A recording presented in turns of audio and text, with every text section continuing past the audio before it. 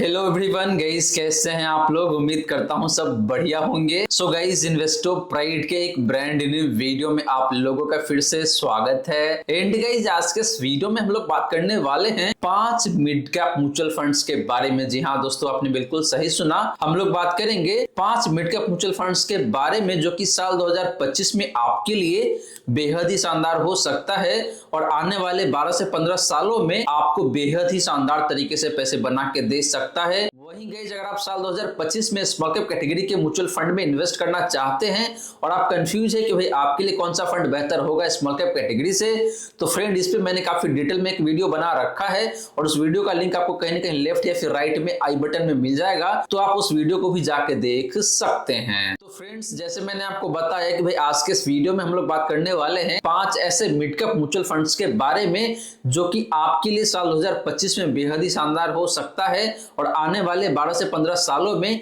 आपको बेहद ही शानदार तरीके से पैसे बना के दे सकता है। तो चलिए फ्रेंड, पहले बात कर लेते हैं उन 5 ही मिड कैप म्यूचुअल फंड्स का बेसिक डिटेल्स का। सबसे पहले बात करें इन 5 ही मिड कैप म्यूचुअल फंड्स का बेसिक डिटेल्स का, तो पहले बात कर लेते हैं आपका फंड साइज यानी कि एसेट अंडर मैनेजमेंट का। तो बात करेंगे इस पहला फंड यानी कि Motilal Oswal mid cap fund का फंड साइज का, तो वो निकल के आता है यहाँ पे आपका 22,898 करोड़ का, मोटा मोटी 23,000 करोड़ का फंड साइज है Motilal Oswal mid cap fund का। बात करें guys quant mid cap fund का फंड साइज का, तो वो निकल के आ रहा है यहाँ पे आपका 8,948 करोड़ का। तो इस फंड का जो फंड साइज है ये मोटा मोटी 9,000 करोड़ के आसपास में दिखने को मिलता है। वहीं गाइस बात करें एचडीएफसी मिड कैप फंड का फंड साइज का, तो ये सबसे ज्यादा दिखने को मिलता है और वो निकल के आ रहा है यहाँ पे आपका 76,061 करोड़ का। बात करें guys Kotak emerging equity fund का फंड साइज का, तो वो निकल के आ रहा है यहाँ पे आपका 52,049 करोड़ का। एंड बात करें guys Nippon India growth fund का फंड साइज का, तो वो निकल के आ रहा है यहाँ पे आपका 34,584 करोड़ का। तो गाइस फंड साइज के मामले में देखें तो यहाँ पे जो लास्ट के 3 फंड है, इन तीनों फंड का फंड साइज काफी ज्यादा दिखने को मिलता है। स्पेशली बात करें एचडीएफसी मिड कैप फंड का, तो इसका फंड साइज देखें तो काफी हाइयर साइड में दिखने को मिलता है। तो गाइस फंड साइज के मामले में देखें तो यहाँ पे मुझे क्वांट मिड कैप फंड ज्यादा बेहतर दिखने को मिल रहा है। इसके पीछे कारण यही गाइस कि जिस फंड का फंड साइज ज्यादा होता है वो फंड परफॉर्म कम करता है, फंड का जो परफॉर्मेंस का एफिशिएंसी है वो कम हो जाता है। तो इसीलिए यहाँ पे क्वांट मिड कैप फंड बेहतर है बाकी 4 फंड के कंपैरिजन में। बात करें गाइस एक्सपेंस रेशियो का, तो Motilal Oswal mid cap fund का जो एक्सपेंस रेशियो है वो निकल के आ रहा है यहाँ पे आपका 0.54% का। क्वांट मिड कैप फंड का एक्सपेंस रेशियो की बात करें तो निकल के आता है यहाँ पे आपका 0.58% का। बात करें guys HDFC mid cap fund का एक्सपेंस रेशियो का, तो निकल के आ रहा है यहाँ पे आपका 0.76% का। बात करें guys Kotak emerging equity fund का एक्सपेंस रेशियो का, तो ये सबसे कम दिखने को मिलता है और वो निकल के आता है यहाँ पे आपका 0.36% का। एंड बात करें guys Nippon India growth fund का एक्सपेंस रेशियो का, तो निकल के आ रहा है यहाँ पे आपका 0.79% का। तो गाइस यहाँ पे देखें तो एक्सपेंस रेशियो के मामले में 5 ही फंड का एक्सपेंस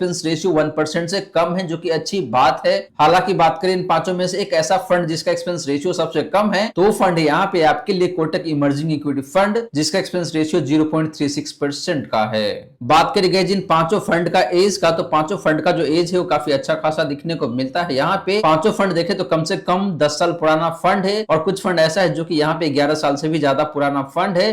तो फंड एज के मामले में देखें तो यहाँ पे कहीं कोई दिक्कत वाली बात नहीं है। 5 ही फंड अपने अपने जगह पे काफी शानदार दिखने को मिलता है। तो गाइस ये रही बात आपका इन 5 ही मिड कैप फंड्स का बेसिक डिटेल्स का। और गाइस यहाँ पे देखें तो ओवरऑल 5 ही फंड काफी अच्छा दिखने को मिलता है। हालांकि अगर आप बात करें क्वांट मिड कैप फंड का, तो ये फंड मुझे ज्यादा बेहतर दिखने को मिलता है, जिसका फंड साइज काफी अच्छा दिखने को मिल रहा है, काफी रीजनेबल है। एक्सपेंस रेशियो भी देखे तो बहुत ज्यादा नहीं है। एंड फंड का एज भी देखे तो काफी अच्छा खासा दिखने को मिलता है। आप चलिए गाइस बात कर लेते हैं इन 5 मिड कैप फंड का हिस्टोरिकल रिटर्न का, यानी कि पास्ट में इन 5 मिड कैप फंड्स ने आपको किस तरीके से परफॉर्म करके दिया है। तो देख लेते हैं कि भाई इन 5 फंड का परफॉर्मेंस कैसा निकल के आता है। तो गाइस बात करें हिस्टोरिकल रिटर्न का, तो यहाँ पे हम लोग बात करेंगे सबसे पहले लास्ट 1 ईयर का, यानी कि लास्ट 1 ईयर में कौन सा फंड ने कितना अच्छा परफॉर्म किया हुआ है। तो पहले बात करते हैं Motilal Oswal mid cap fund का लास्ट 1 ईयर का रिटर्न का, तो निकल के आता है यहाँ पे आपका 57.2% का। क्वांट मिड कैप फंड का पिछले एक साल का रिटर्न की बात करी गई तो निकल के आता है यहाँ पे आपका 21.23% का। बात करी गई एचडीएफसी मिड कैप फंड का लास्ट 1 ईयर का रिटर्न का तो निकल के आ रहा है यहाँ पे आपका 30.52% का। वहीं बात करी गई कोटक इमर्जिंग इक्विटी फंड का लास्ट 1 ईयर का रिटर्न का तो निकल के आ रहा है यहाँ पे आपका 36.01% का। बात करी गई निप्पॉन इंडिया ग्रोथ फंड का लास्ट 1 ईयर का रिटर्न का तो निकल के आ रहा है यहाँ पे आपका 29.93% का। एंड बात करी गई बेंचमार्क इंडेक्स का पिछले एक साल का रिटर्न का तो निकल के आ रहा है यहाँ पे आपका 28.65% का। तो गाइज लास्ट 1 ईयर में देखे तो यहाँ पे इन पांचों मिड कैप फंड्स का जो परफॉर्मेंस है वो ठीक दिखने को मिलता है। हालांकि क्वांट मिड कैप फंड का जो परफॉर्मेंस है लास्ट 1 ईयर का ये काफी खराब दिखने को मिलता है बाकी 4 फंड के कंपैरिजन में, या फिर जो बेंचमार्क इंडेक्स है उसके कंपैरिजन में भी क्वांट मिड कैप फंड ने काफी खराब परफॉर्म किया हुआ है। लेकिन जैसे ही आप बात करते हैं इन पांचों में से एक बेहतरीन फंड का जिसका रिटर्न लास्ट 1 ईयर में सबसे शानदार है तो फंड यहाँ पे आपके लिए Motilal Oswal mid cap fund, जिसने आपको लास्ट 1 ईयर में मोर देन 57% का रिटर्न बना के दिया हुआ है। बात करी गई पिछले 3 सालों का रिटर्न का तो Motilal Oswal mid cap fund का जो रिटर्न है पिछले 3 सालों का वो निकल के आ रहा है यहाँ पे आपका 37.01% का। क्वांट मिड कैप फंड का पिछले 3 सालों का रिटर्न की बात करें तो निकल के आता है यहाँ पे आपका 25.61% का। Guys quant mid cap fund ने लास्ट 1 ईयर में बेहद ही खराब तरीके से परफॉर्म किया हुआ है और इसका इंपैक्ट इसके पिछले 3 सालों का जो रिटर्न है उस पर भी पड़ा हुआ है और इसी वजह से पिछले 3 सालों का जो रिटर्न है ये भी खराब दिखने को मिलता है। बात करी गई एचडीएफसी मिड कैप फंड का पिछले 3 सालों का रिटर्न का तो निकल के आ रहा है यहाँ पे आपका 29.48% का। कोटक इमर्जिंग इक्विटी फंड का पिछले 5 सालों का रिटर्न की बात करें तो निकल के आता है यहाँ पे आपका 24.96% का। वहीं बात करी गई निप्पॉन इंडिया ग्रोथ फंड का पिछले 3 सालों का रिटर्न का तो निकल के आ रहा है यहाँ पे आपका 27.64% का। एंड बात करी गई बेंचमार्क इंडेक्स का पिछले 3 सालों का रिटर्न का तो निकल के आता है यहाँ पे आपका 24.13% का। तो गाइस पिछले 3 सालों में हालांकि पांचों ही मिड कैप फंड का जो परफॉर्मेंस है अपने बेंचमार्क से बेहतर दिखने को मिलता है, लेकिन बात करी गई जिन पांचों में से एक बेहतरीन फंड का जिसका रिटर्न पिछले 3 सालों में भी काफी शानदार है तो फंड यहाँ पे निकल के आता है अगेन आपके लिए Motilal Oswal mid cap fund, जिसने आपको पिछले 3 सालों में 37% से ज्यादा का रिटर्न बना के दिया हुआ है एनुअल बेसिस पे। हालांकि guys HDFC mid cap fund का भी जो रिटर्न है पिछले 3 सालों का ये काफी अच्छा ही दिखने को मिल रहा है, मोटा मोटी 29 से लेकर 30% के आसपास में। बात करी गई पिछले 5 सालों का रिटर्न का तो Motilal Oswal mid cap fund का जो रिटर्न है पिछले 5 सालों का वो निकल के आता है यहाँ पे आपका 34.67% का। क्वांट मिड कैप फंड का पिछले 5 सालों का रिटर्न की बात करें तो निकल के आता है यहाँ पे आपका 34.21% का। एचडीएफसी मिड कैप फंड का पिछले 5 सालों का रिटर्न की बात करें तो निकल के आता है यहाँ पे आपका 29.88% का। कोटक इमर्जिंग इक्विटी फंड का पिछले 5 सालों का रिटर्न की बात करें तो निकल के आता है यहाँ पे आपका 28.91% का। वहीं बात करी गई निप्पॉन ग्रोथ फंड का पिछले 5 सालों का रिटर्न का तो निकल के आता है यहाँ पे आपका 30.21% का। एंड बात करी गई बेंचमार्क इंडेक्स का पिछले 5 सालों का रिटर्न का तो निकल के आता है यहाँ पे आपका 28.83% का। तो गाइस पिछले 5 सालों में भी देखे तो यहाँ पे इन पांचों ही मिड कैप फंड्स का जो परफॉर्मेंस है अपने बेंचमार्क के कंपैरिजन में बेहतर दिखने को मिलता है। हालांकि बात करी गई जिन पांचों में से एक बेहतरीन फंड का जिसका रिटर्न सबसे शानदार दिखने को मिलता है पिछले 5 सालों में तो फंड यहाँ पे आपके लिए again Motilal Oswal mid cap fund, जिसने आपको पिछले 5 सालों में मोर देन 34% का रिटर्न बना के दिया हुआ है एनुअल बेसिस पे। एंड गाइस आपका जो निप्पॉन ग्रोथ फंड है इसका भी रिटर्न काफी अच्छा दिखने को मिलता है पिछले 5 सालों में 30.21% परिणाम के हिसाब से। And guys quant mid cap fund ने भी काफी शानदार तरीके से आपको परफॉर्म करके दिया हुआ है पिछले 5 सालों में, लेकिन इस फंड का जो परफॉर्मेंस है रिसेंट पास्ट का ये बहुत खराब दिखने को मिलता है, जिसकी वजह से इसका last 1 year and last 3 year का जो रिटर्न है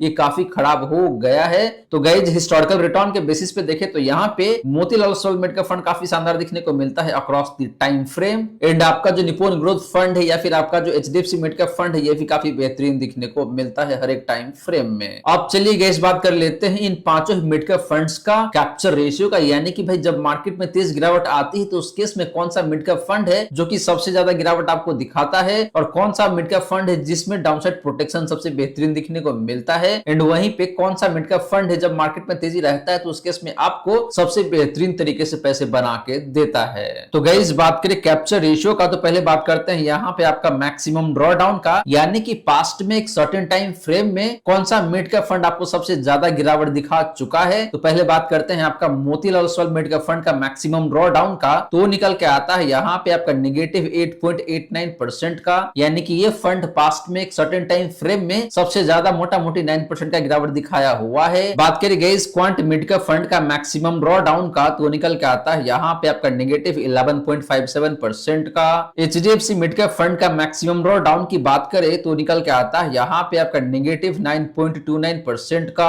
कोटक इमर्जिंग इक्विटी फंड का मैक्सिमम ड्रॉ डाउन की बात करें तो निकल के आ रहा है यहाँ पे आपका नेगेटिव 9.34% का। बात करें गाइस निप्पॉन ग्रोथ फंड का मैक्सिमम ड्रॉ डाउन का, तो निकल के आ रहा है यहाँ पे आपका नेगेटिव 9.72% का। एंड बात करें गाइस कैटेगरी एवरेज का मैक्सिमम ड्रॉ डाउन का, तो निकल के आ रहा है यहाँ पे आपका नेगेटिव 12.09% का। तो गाइस मैक्सिमम ड्रॉ डाउन के मामले में यहाँ पे देखे तो पांचों मिड कैप फंड अपने कैटेगरी से बेहतर दिखने को मिलता है, यानी कि कैटेगरी के कंपैरिजन में पांचों मिड कैप फंड ने पास्ट में एक सर्टेन टाइम फ्रेम में कम गिरावट दिखाया हुआ है। लेकिन बात करें जिन पांचों में से एक बेहतरीन फंड का जिसका मैक्सिमम ड्रॉ डाउन सबसे कम दिखने को मिलता है, तो फंड यहाँ पे आपके लिए Motilal Oswal mid cap fund. इसके बाद देखिए तो आपका जो एचडीएफसी मिड कैप फंड है या फिर कोटक इमर्जिंग इक्विटी फंड है या फिर जो निप्पॉन ग्रोथ फंड है, ये तीनों फंड भी काफी अच्छा दिखने को मिलता है मैक्सिमम ड्रॉ डाउन के मामले में। बात करें गाइस अपसाइड रेशियो का, यानी कि जब मार्केट काफी तेजी में रहता है तो उस केस में कौन सा मिड कैप फंड अपने बेंचमार्क इंडेक्स के कंपैरिजन में आपको ज्यादा रिटर्न बना के देता है। तो पहले बात करते हैं Motilal Oswal mid cap fund का अपसाइड रेशियो का, तो निकल के आ रहा है यहाँ पे आपका 111 का। क्वांट मिड कैप फंड का अपसाइड रेशियो की बात करें तो निकल के आता है यहाँ पे आपका 100 का। एचडीएफसी मिड कैप फंड का अपसाइड रेशियो की बात करें तो निकल के आता है यहाँ पे आपका 97 का।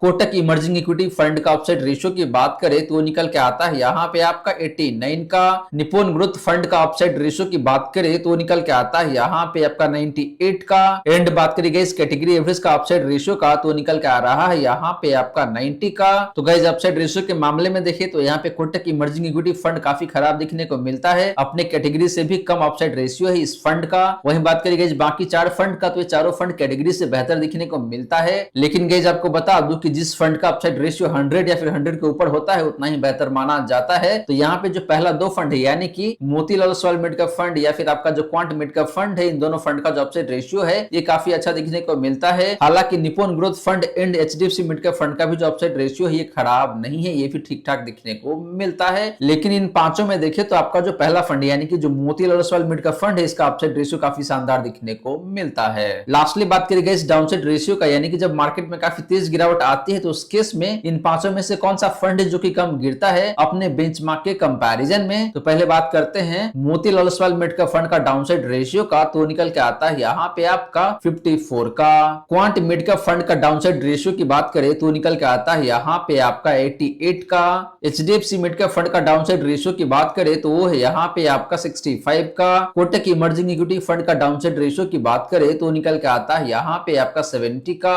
वहीं बात करी गई निप्पॉन ग्रोथ फंड का डाउनसाइड रेशियो का, तो निकल के आता है यहाँ पे आपका 74 का। एंड बात करी गई कैटेगरी एवरेज का डाउनसाइड रेशियो का, तो निकल के आ रहा है यहाँ पे आपका 87 का। तो गाइस इन पांच में से चार फंड का जो डाउनसाइड रेशियो है वो अपने कैटेगरी से बेहतर दिखने को मिलता है। एंड जो क्वांट मिड कैप फंड है इसका डाउनसाइड रेशियो अपने कैटेगरी से भी खराब दिखने को मिलता है। तो गाइस जब मार्केट में काफी तेज गिरावट आएगी तो उस केस में ये फंड आपको काफी तेज गिरावट दिखा सकता है, जो कि आप लोगों के सामने में है। यानी कि हाल फिलहाल में जो गिरावट आया है इस गिरावट में क्वांट मिड कैप फंड ने सबसे ज्यादा गिरावट दिखा चुका है। वहीं बात करी गई जिन पांचों में से सबसे बेहतरीन फंड का जिसका डाउनसाइड रेशियो सबसे बेहतर है, तो फंड यहाँ पे आपके लिए again Motilal Oswal mid cap fund, जो कि देखा जाए तो काफी कम गिरता है जब मार्केट में काफी तेज गिरावट आती है। तो इसके बाद देखिए तो एचडीएफसी मिड कैप फंड भी बेहतर दिखने को मिलता है। तो गाइस ये रही बात आपका इन पांचों मिड कैप फंड्स का कैप्चर रेशियोज का। और गाइस यहाँ पे देखें तो ओवरऑल हर एक महीने में Motilal Oswal mid cap fund काफी शानदार दिखने को मिलता है। इसके बाद देखें तो आपका जो निप्पॉन ग्रोथ फंड है या फिर एचडीएफसी मिड कैप फंड है ये भी काफी अच्छा दिखने को मिल रहा है। तो गाइस ये रही सारी की सारी बातें जो हमने किया आज के इस वीडियो में। और फ्रेंड मैंने यहाँ पे आपको काफी डिटेल रूप में एक्सप्लेन करके दिया है कि इन पांचों मिड कैप में से आपके लिए कौन सा फंड बेहतर हो सकता है depending on your risk profile. तो गाइस आशा करता हूं जितनी भी बातें मैंने बताने की कोशिश किया है सारी की सारी बातें आपको समझ में आ गया होगा। मन में अगर कोई डाउट है या फिर कोई क्वेश्चन है तो कमेंट सेक्शन में पूछ लीजिए। वहीं गाइस वीडियो अच्छी लगी हो या फिर वीडियो थोड़ा सा भी हेल्पफुल हो आप सभी को, देन प्लीज वीडियो को लाइक करके अप्रिशिएट करें। एंड फ्रेंड्स अगर आपने चैनल को अभी तक सब्सक्राइब नहीं किया हुआ है देन प्लीज सब्सक्राइब कीजिए चैनल को। साथ के साथ गाइस नोटिफिकेशन बेल ऑन करके ऑल पे क्लिक कर लीजिएगा ताकि जब भी इस चैनल पे वीडियो लेके आऊंगा सारे ही वीडियो का नोटिफिकेशन आपको मिलता रहेगा।